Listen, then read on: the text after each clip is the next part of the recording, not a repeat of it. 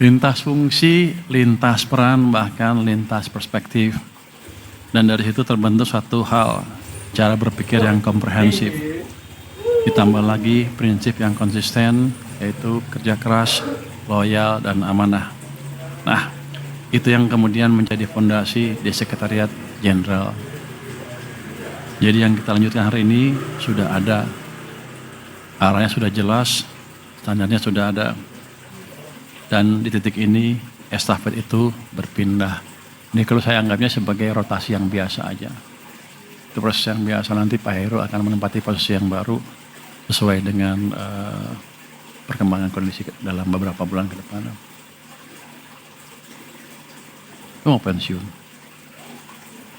Tuh Pak Rio mau pensiun tuh. Kita juga banyak kosong posisi-posisi eselon 1 yang nanti kita bisa manfaatkan dengan pengisian orang-orang yang tepat gitu. Estafet tidak sekedar pindah orang, tapi memastikan kesinambungan kualitas. Saya pikir tadinya Pak Heru tuh kecil. Saya bandingkan dengan Pak Robert, dia masih lebih tinggi rupanya. Masih unggul Pak. Dan Pak Robert Leonard Marbun, kalau kita lihat, juga datang dengan fondasi yang kuat. Beliau punya latar belakang akademik yang lengkap, hubungan internasional, policy analysis, sampai ekonomi. Dari sisi karir juga sama, pernah di pengawasan dan penegakan hukum, pernah memimpin wilayah, pernah di fungsi internasional, sampai kebijakan penerimaan negara. Jadi ini kombinasi lapangan, kebijakan, dan koordinasi. Ini penting. Karena sekjen itu butuh orang yang ngerti operasional, mengerti kebijakan, dan bisa menyatukan semuanya.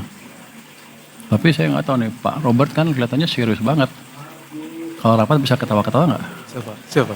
Nanti kita kalau rapat bawa kalkulator semua, serius sama dia. Siapa? Jadi Pak Robert nggak dari nol, tapi melanjutkan dengan kapasitas yang sudah terbentuk. Kalau lihat dari rambut sudah kelihatan, sepertinya dia lebih sering kena angin di depan. Artinya lebih biasa berpikir lah. Udah terbiasa berpikir lah. Sekarang kita lihat konteksnya.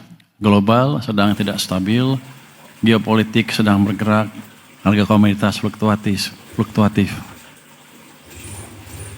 Kalau kita negara tetangga kita, BBM udah naik nggak kira-kira kan? Di sini Pak, dengan kepemimpinan orang-orang ini, kita bisa menjaga harga BBM di level yang sekarang tanpa membahayakan APBN. Jadi tim kita tuh jago, cuman di luar masih kurang dihargai ya. Kita masih kok kampanye tuh. Kita jago dibanding negara-negara tetangga kita. Berarti timnya bagus sekali di sini. Dan pada waktu harga BBM naik ke level yang tinggi itu, saya diundang ke Kertanegara. Ditanya, kan pikirannya waktu udah kacau harga minyak ini, wah pasti anggaran kacau nih. Ditanya sama Presiden, gimana APBN? Aman Pak. Oh aman. Kalau 100? Aman Pak. Sudah kita itu sampai 100 aman semua. Artinya ada tindakan-tindakan yang kita bisa jalankan untuk itu mengamankan itu. Dan itu belum terpublikasikan dengan baik ke media. Kayaknya saya hanya bicaranya saya separuh-separuh, kelihatannya mereka nggak banyak ngerti. Tapi nanti tugas Pak Marbun kan namanya, untuk memastikan itu lebih dipahami masyarakat. Jadi dengan keadaan yang seperti itu pun kita nggak pernah panik. Di luar kita tenang terus, walaupun kalau rapat panik sih. Tapi kita approach secara terukur. Nggak pernah ada angka yang aneh-aneh yang nggak bisa kita hitung. Saya di Dirjen Anggaran, Pak Luki ya. Itu orang ITB nyasar. Nggak jadi pasti jago ngitung. Orang ITB kok pegang anggaran, sama menterinya. Elektor pegang Kementerian Keuangan, sama ngaconya kita. Tapi kita pastikan approach kita betul-betul kuantitatif dan terukur.